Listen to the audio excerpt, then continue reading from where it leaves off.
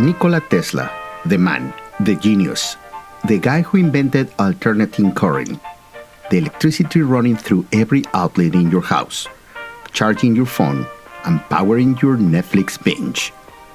In 1926, 99 years before the iPhone existed, Tesla told Collier's magazine that in the future, humanity will communicate through a small device that fit in a pocket.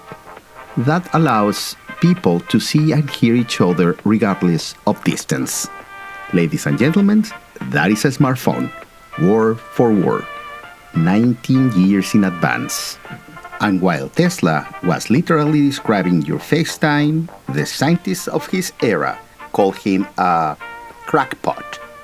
Good thing nobody listened to them, because today, on Behind the Digital Curtain, we're going to talk about the tech prophets, the one who saw what was coming, the one who were right, and the ones who paid a heavy price for being right too early.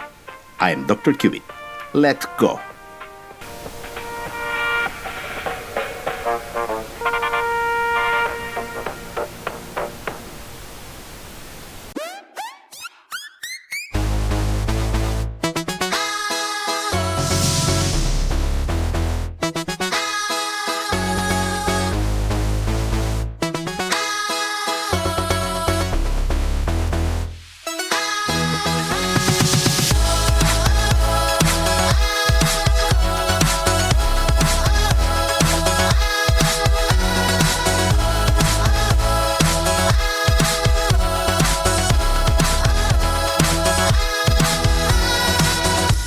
Welcome to Behind the Digital Curtain, the podcast where technology speaks human.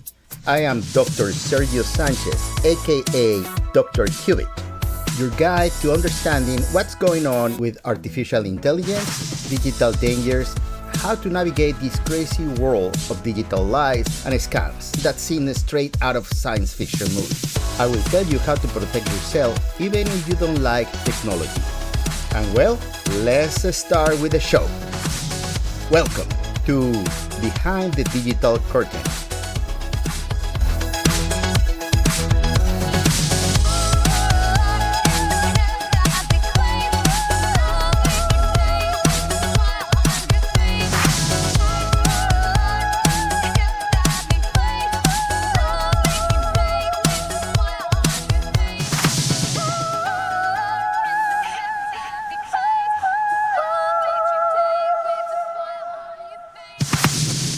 Welcome. This is Behind the Digital Curtain, the podcast where technology stops being a scary two-headed monster and start being something you can actually explain to your Uncle Larry at Thanksgiving Day without him changing the subject to football. Today, we have one of my favorite episodes ever, because we are not going to talk about what technology is. We are going to talk about what technology was going to be. According to people who lived 100 years ago, people who were shockingly almost completely right. I'm going to tell you about the prophets, visionaries, investors, inventors, scientists, and futurists who were describing the 21st century when commercial radio didn't exist yet. Imagine someone in 1924 describing the 7-Eleven at 2 a.m., the Slurpee machine, the rotating hot dogs that had been there since 1987. All of it without having lived it. But before we start, I need you to think about something. How many times in your life had you said, "That's never going to work. That is ridiculous. What will I want to video call someone when I can just call them normally?" Exactly.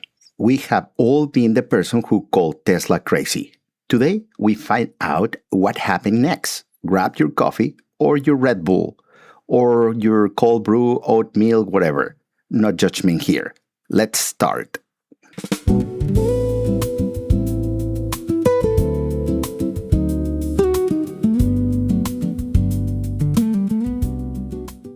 The 7-Eleven of the Future, The Predictions of the 1900s by John Alfred Watkins Jr. Allow me to introduce you to John Alfred Watkins Jr. If you don't know him, don't feel bad. Watkins was a guy in the 1900s, a journalist, a professional curious person.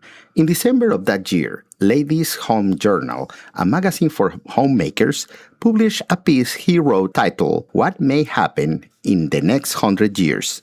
We are talking about the year 900. No commercial radio, no TV, cars were a novelty that scared horses. And this guy wrote, completely seriously, Photographs will be telegraphed instantly from any distance. If there be a battle in China 100 years hence, a snapshot of this episode will be published in the newspaper 1 hour later. That is basically Instagram, Twitter, breaking news push notifications. The man describes social media in the 1900s, while your great-grandmother was hand-washing clothes on a washboard. But wait, Watkins also wrote that in the future there will be wireless worldwide communications, that food will be delivered to your home without your leaving. Wi-Fi, DoorDash, the man predicted 2 apps on your phone 125 years before they existed. Now look, I get it. You might be thinking, Watkins just got lucky. Like when you throw darts drunk at a bar and someone hit the bullseye twice. But here's where Dr. Cubitt applies the inverted hook. Listen to what Watkins also predicted, because this is what the history books skip over. Watkins predicted that automobiles will replace horses in cities, that buildings will have air conditioning, that people will travel at previously impossible speeds. All of that written by a journalist, no a lab, no a computer, no access to future technology. The question isn't how cool Watkins predict the future. The real question is, if a guy in the 1900s could see what is coming in 1926, what are today visionaries seeing that we're still calling crazy? I'll answer that before the episode ends. The future always arrives. The question is whether you are on the tour bus or watching it live.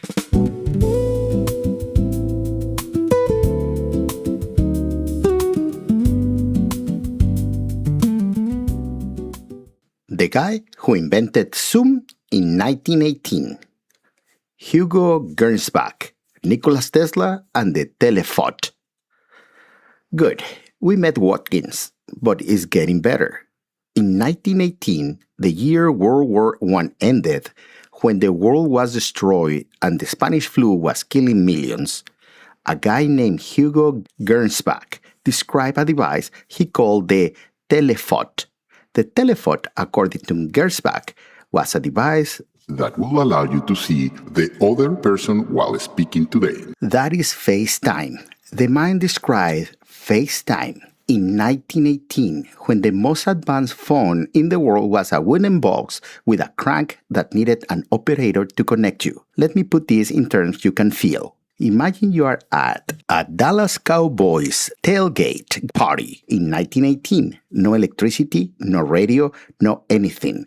And some guy walks up to you and says, In the future, you will be able to see your brother-in-law's face while you are yelling at him about football from 3 states away. That guy is you on your Monday morning Zoom call, in your pajama pants, with a business casual shirt from the waist up.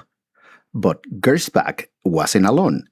8 years later, in 1926, Nikola Tesla told Collier's magazine that humanity will communicate via small devices that fit in a pocket, enabling people to see and hear each other anywhere in the world. That is an iPhone, an Android. Tesla described these smartphones in 1926. And here's Dr. Cubitt applies the triple analogy, because one example is not enough when the concept is this outrageous. Imagine you are at 7-Eleven in 1926, no electric refrigerators, no cash registers, no security cameras, and the clerk says, In the future, from this very counter, you can order a pizza from Italy and pay in dollars without cash and under a second. You will call the police. Now, imagine you are watching an NFL in 1926. Wait, the NFL barely existed and no one had a TV. Imagine someone describing it to you and they say, In the future, you will watch instant replays from 10 different camera angles on a device in your pocket. You will call a doctor. Now imagine you are watching a reality TV show in 1926. Impossible. But imagine someone says, In the future, people will voluntarily get strangers watch them live their lives in real time through a little screen, and also comment on it. You will commit that person immediately. That is what Tesla and Gersbach were saying. And the people of their moment thought exactly what you just thought about those 3 examples. That it was nuts. Ladies and gentlemen, today's crazy is tomorrow normal. That's not a bumper sticker. It's a pattern that has repeated itself on a schedule every 50 years or so. And that pattern, as we will see in a few minutes, has something very uncomfortable implications for right now.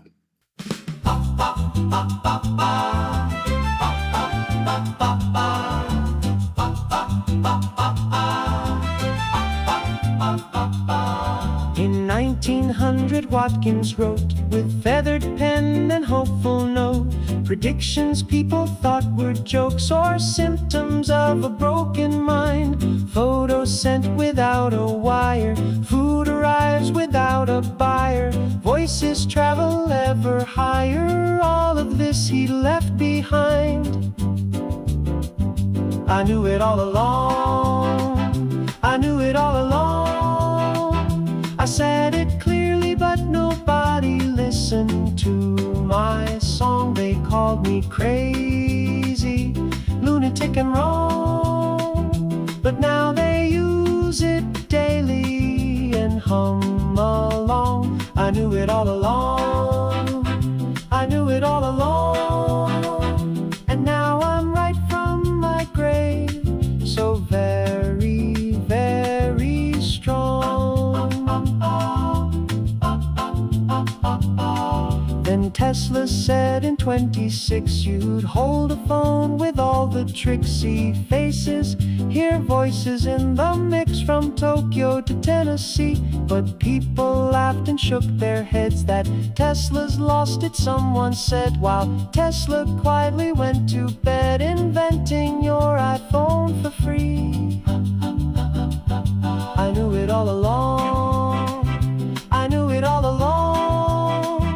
I said it clearly but nobody listened to my song. They called me crazy, lunatic and wrong, but now they use it daily and hum along. I knew it all along, I knew it all along, and now I'm right from my grave, so very, very strong.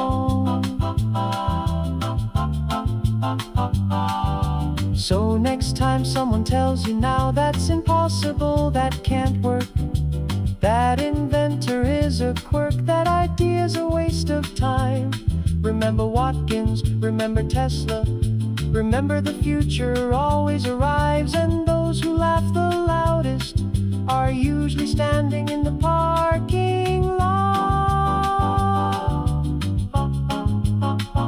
I knew it all along, I knew it all along.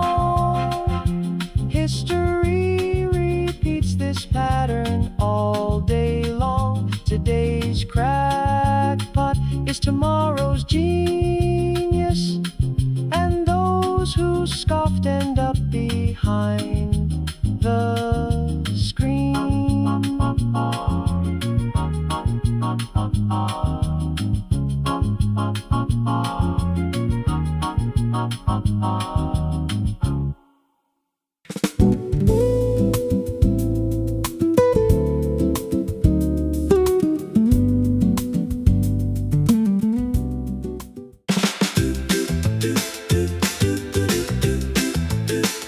Are you tired of not knowing what is coming? Fed up with being the last person at the office who understands what ChatGPT actually does?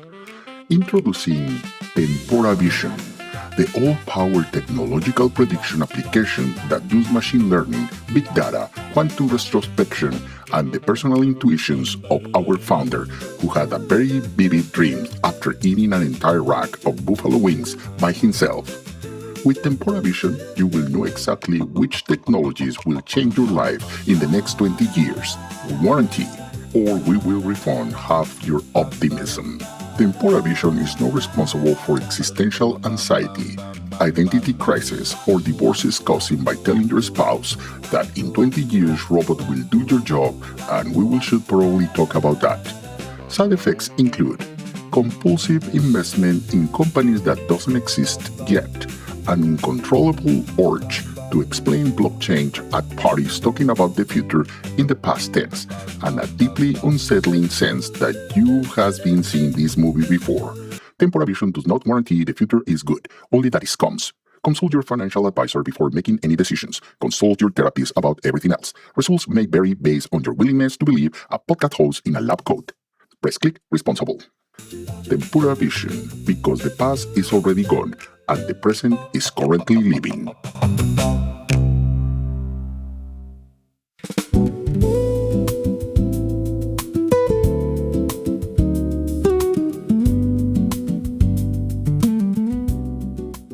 The mother of all demos. Douglas Engelbart, Arthur C. Clarke, and Vannevar Bush. We move quickly to the 1940s. 1945. World War II winding down. The world is in ruins, and a guy named Vannevar Bush, a scientist, not the president, don't get excited, published an essay in The Atlantic titled As We May Think. In the essay, Bush described a machine he calls the Mimex. He described it as a device in which an individual stores all his books, records, and communications, which can be consulted with exceeding speed and flexibility. That is Google Documents, or iCloud, or OneDrive. That is Wikipedia. That is your important documents folder that you have never once organized. But the most incredible thing about the Mimex is not that Bush described, is what we imply it. Bush says that Mimex will allow you to link information. Jump from one document to another, following change and connected ideas. That, ladies and gentlemen, is a hyperlink. Bush conceptually invented the hyperlink in 1945. The World Wide Web didn't arrive until 1991. Bush was 46 years earlier. 46 years. Now, the main event. December 9th, 1968, San Francisco, California. A man named Douglas Engelbart walked into a stage in front of an audience of computer scientists and does a 90-minute demonstration. In that demo, Engelbart showed them the computer mouse, windows on a screen, hyperlinks, real-time text editing, video conferencing, real-time collaborative document editing between people in different locations. Close your eyes and think about that, what you just heard. That's a Mac. That's Google. That's Zoom. That's Windows. Engelbart did that demonstration in 1968, over 50 years ago. They call it the mother of all demos. The audience was stunned.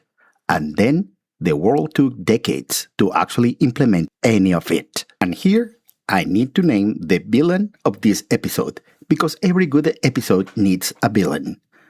The villain isn't technology. The villain isn't ignorance. The villain is something called institutional resistance. The natural tendency of large organizations, corporations, governments, universities to say no to the new things because the new things threaten the power of the existing thing. Engelbart fought for decades before anyone took his computer mouse seriously. Bush died before seeing the World Wide Web.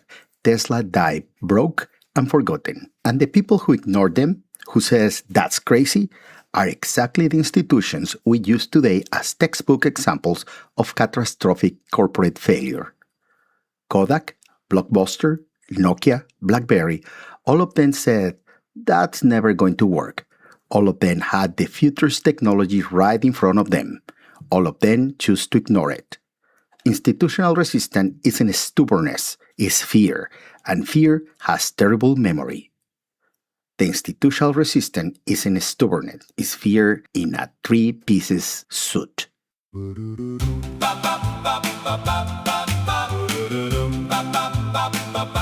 me tell you about a company that had the future in its hands. They made the film, they made the pictures. They were kings across the lands. Then digital came knocking gently on their big old boardroom door.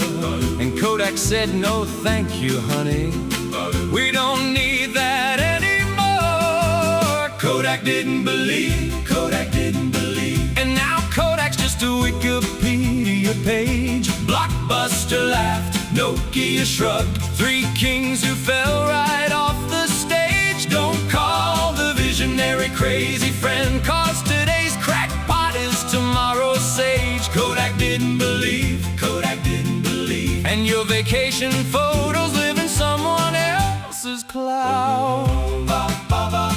Old Tesla told him back in 26 about a pocket radio with tricks, a screen, a camera, all the kicks. No wires needed, pure and free. They said, son, you've lost your marbles, take a rest and drink some tea. While Tesla quietly kept on working on the thing we call an iPhone, you and me. Kodak didn't believe, Kodak didn't believe. And friends, I'm here to tell you, right now, today, this minute, somebody's being called crazy for something that's gonna change everything. And the ones doing the calling are gonna be the ones explaining to their grandkids why they laughed. Don't be Kodak, partner, don't be Kodak. The one who can't see forward ends up back. Learn from the prophet, learn from the seer. The future's always coming year by year. Don't be Kodak, partner, please don't be. Dr. Cubit told you clear, and he told you free.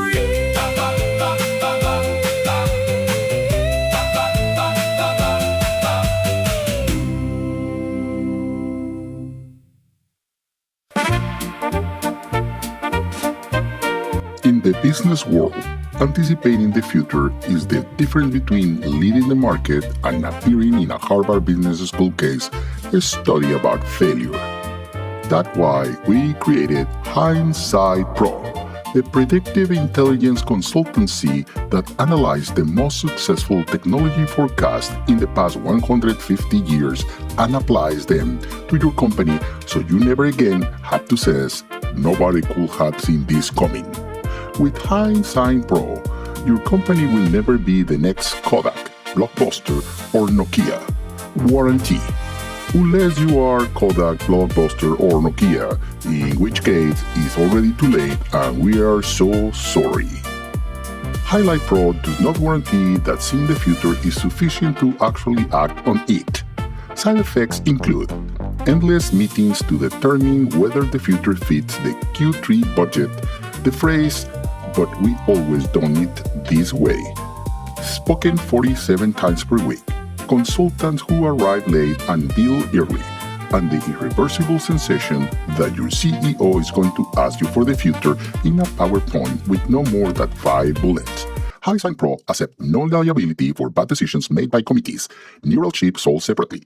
Available at 7-Eleven starting 2028. In the meantime, keep listening to Behind the Digital Curtain. Press click responsible. Hindsight Pro, because every CEO needs it.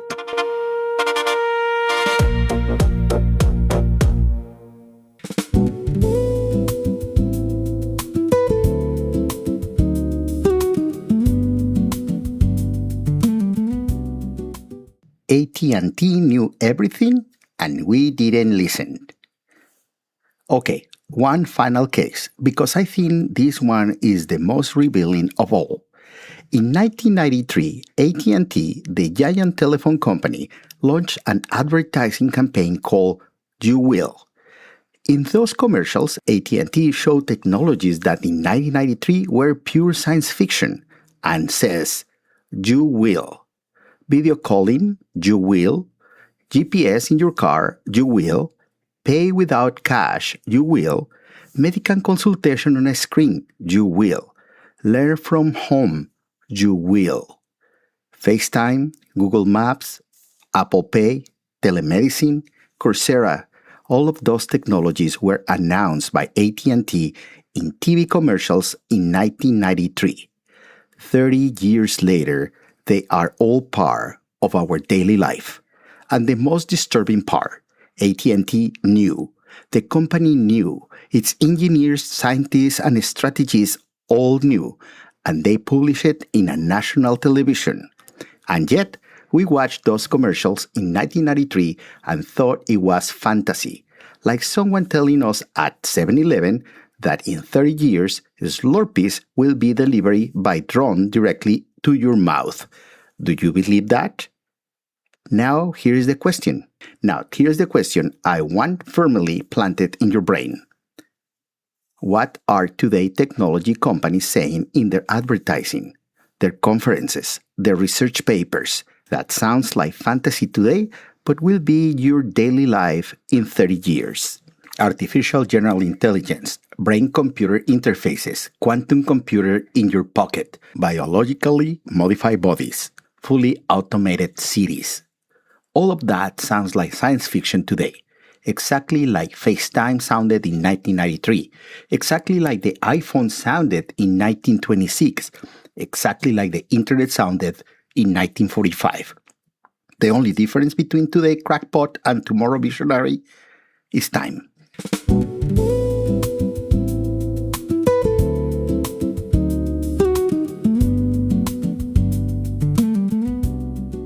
Perfect. You now understand that the tech prophets got it right almost every time. Now it's your turn. And if you are thinking this is for Silicon Valley engineers with PhDs, you are wrong. This is for you, with your phone, with 30 free minutes, and with curiosity. In the section Do It Yourself, Future Audit in 30 minutes. This will be a personal future audit in 5 steps. No paid apps, okay?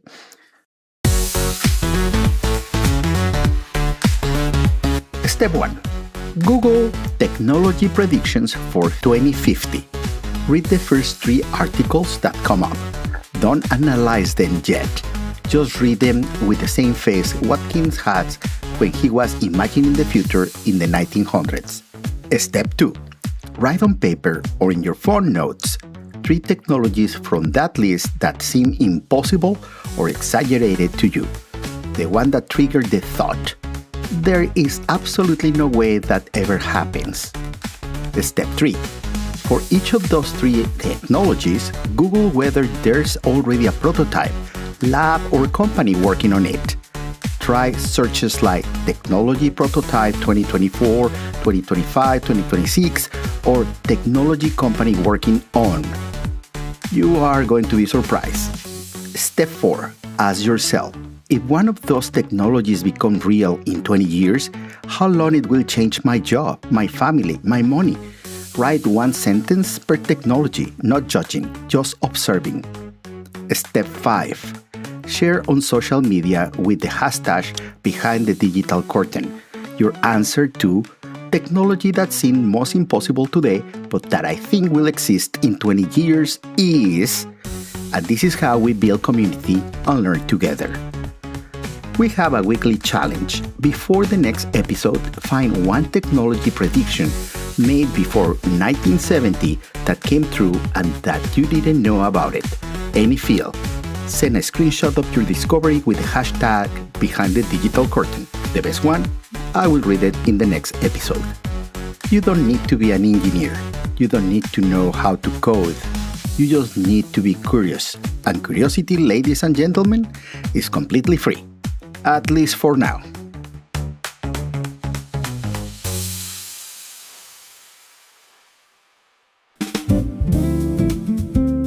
All right, we reached the end. Today, we learned that in the 1900s, a journalist described Instagram and DoorDash. That in 1918, someone imagined FaceTime. That in 1926, Tesla described the iPhone. That in 1945, Vannevar Bush invented the concept of the hyperlink. That in 1968, Engelbart demonstrated the modern computer. And that in 1993, AT&T showed on national television everything that will become your daily life 30 years later. And all of them, in their moment, they were called crazy. The question I'm leaving you today is the same one that I start with. What visionary is being called crazy today that we will be citing as a genius in 30 years? Artificial intelligence that reasons like a human, brain interfaces, life extended through biotechnology, accessible quantum computing, fully self-sufficient autonomous cities. I'm not telling you all that will work exactly as promised. The tech prophet got some things wrong too. Flying cars never arrived. Nuclear power appliances never show up. Paper never disappear from the offices. But the pattern is clear. The technology that solves real human problems, communications, access to information, productivity, health, those always arrive. Always. And the people who understand them before everybody else, even if they get details wrong, always have an advantage. This is Behind the Digital Curtain, a podcast so technology stop scaring you and start making you curious. I'm Dr. Cubit. See you next week. And remember, the future doesn't happen to tech people. It's happened to everyone, with or without your permission. Bye-bye.